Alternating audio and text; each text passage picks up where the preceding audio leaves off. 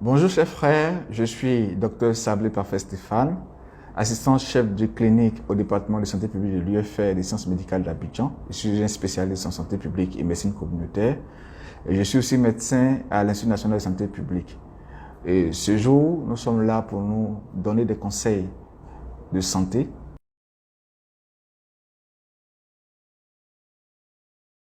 Comme je le disais tantôt, nous sommes là pour parler de santé.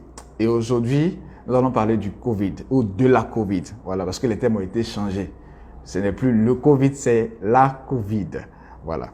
Donc, nous allons essayer de donner quelques définitions de la maladie, les signes cliniques, comment la maladie se transmet et surtout les mesures de prévention.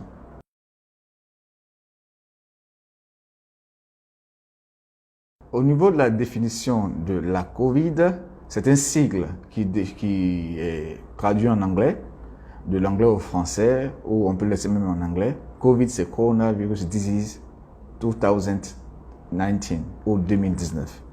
Voilà, c'est un nouveau coronavirus qui a été découvert en Chine, plus précisément à Wuhan, en décembre 2019 et qui s'est répandu très rapidement au niveau du monde entier et qui a été l'objet ou qui a fait déclarer la pandémie par l'OMS le 11 mars précisément 2020. Voilà, je vais dire que c'est une maladie qui est émergente, voilà, parce que ce virus-là n'existait pas auparavant. C'est vrai qu'on a plusieurs familles de coronavirus, voilà, mais ce coronavirus-là, il est spécial, il est nouveau. Voilà, il est nouveau, c'est pourquoi on parle de nouveau coronavirus. Et je le dis encore, c'est une maladie qui est très contagieuse, c'est une maladie qui est mortelle. Et si on ne prend pas les mesures qu'il faut, on peut en pâtir, nous et notre famille.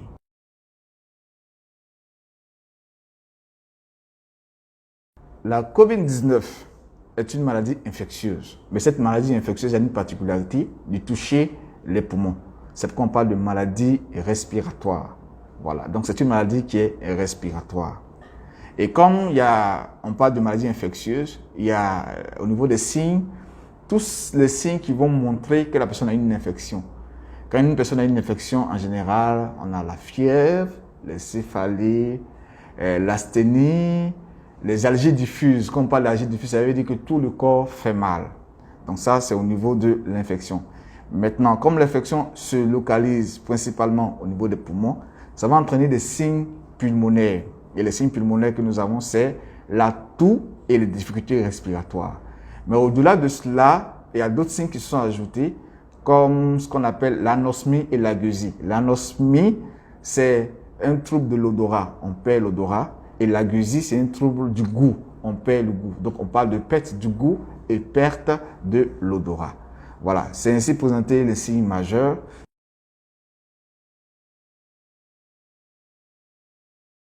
Pour mieux lutter contre cette maladie, il est très important de savoir comment elle se transmet. Parce que c'est à partir de cela qu'on peut dégager les mesures de prévention. C'est une maladie qui se transmet principalement par voie aérienne. Voilà. Donc, un sujet qui est porteur du virus, il peut être symptomatique comme asymptomatique. Ça veut dire quoi? Je peux porter le virus et ne pas faire la maladie. Et il y a le cas aussi où je peux porter le virus et faire la maladie.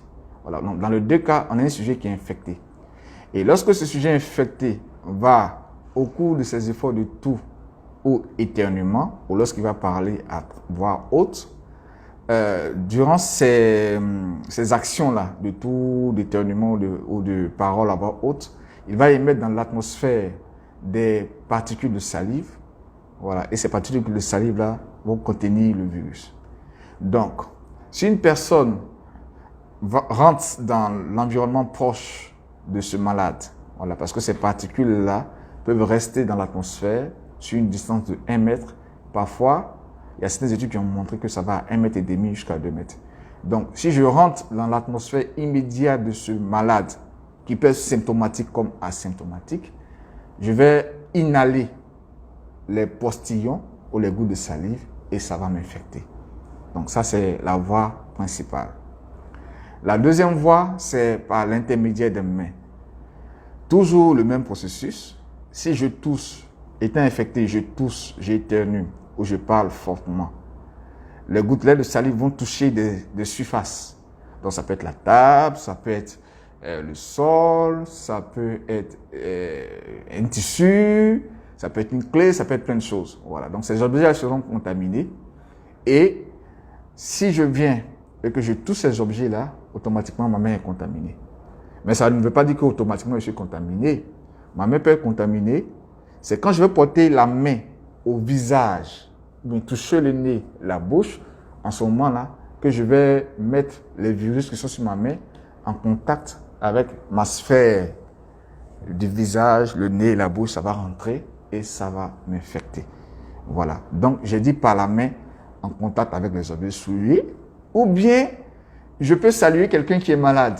Voilà. S'il n'a pas respecté les mesures, il n'a pas respecté l'hygiène de la toux, il n'a pas respecté l'hygiène de l'éternuement. En général, lorsque les gens ne respectent pas, ils vont soit tousser dans la main ou bien éternuer dans la main.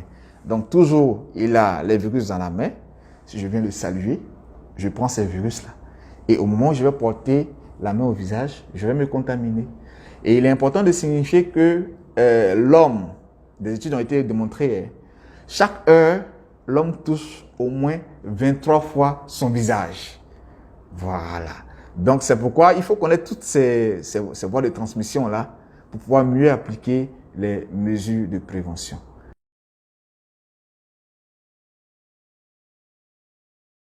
Après avoir dégagé les modes de transmission, nous allons maintenant discuter ou étaler tout ce qui intervient dans les mesures de prévention. Voilà. Donc, j'ai dit, c'est au cours des efforts de toux, d'éternuement, lorsqu'on parle fort.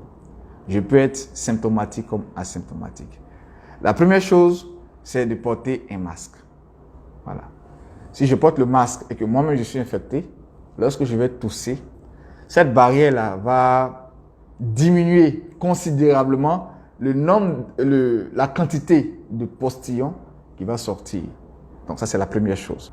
La deuxième chose, nous avons la distance sociale.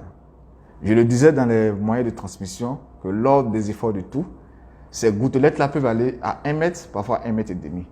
Voilà, donc si on respecte la distance sociale de 1 mètre, ça va encore augmenter la probabilité de ne pas être infecté. Il faut dire que l'ensemble de ces mesures sont des mesures qui sont cumulatives.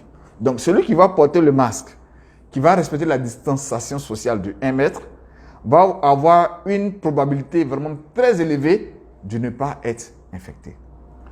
En plus de cela, on nous demande de nous laver les mains. Mais avant de laver les mains, je vais revenir sur l'hygiène même de la toux et de l'éternuement. Voilà, il faut respecter l'hygiène de la toux et de l'éternuement. On nous demande de ne plus tousser dans les mains, mais il faut tousser dans le pli du coude ou bien tousser dans un mouchoir. Et lorsqu'on a fini, on va maintenant laver des mains. Donc, je vais maintenant parler du lavage des mains. Dans cette situation dans laquelle nous sommes, il est indiqué de se laver fréquemment les mains. Voilà, parce qu'on touche beaucoup de choses. Donc, il faut vraiment se laver les mains. À chaque fois qu'on a l'occasion, on se lave les mains. Lorsqu'on se rappelle qu'on a touché quelque chose, il faut se laver les mains. Et le lavage des mains peut se faire à l'eau et au savon, mais aussi on a les gels hydroalcooliques. Voilà, donc je reprends. Nous avons le port du masque, nous avons la distanciation sociale, nous avons le lavage des mains. Mais il y a aussi le fait de ne pas sortir pour des motifs qui n'ont pas de poids. Voilà, éviter de fréquenter les lieux publics. Voilà, faites tout pour ne pas trop sortir.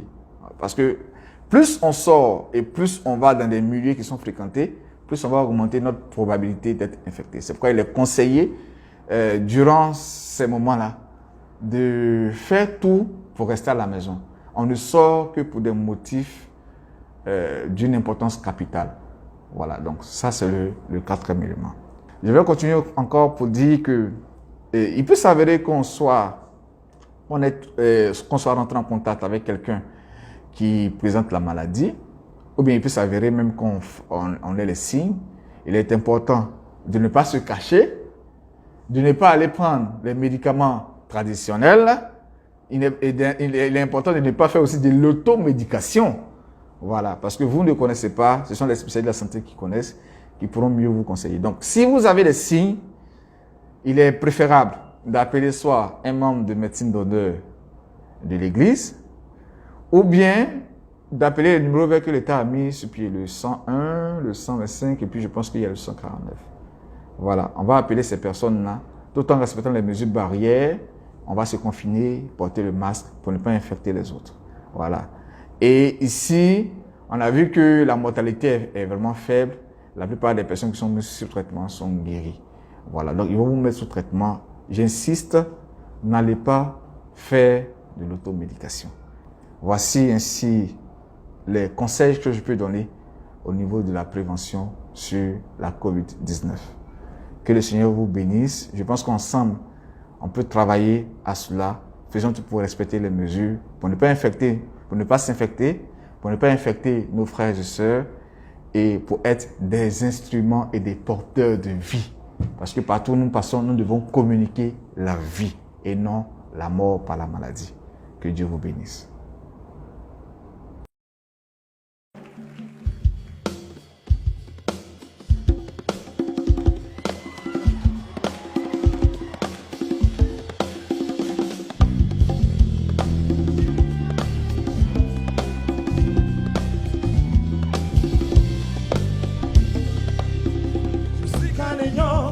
Homme d'exception choisi par Dieu.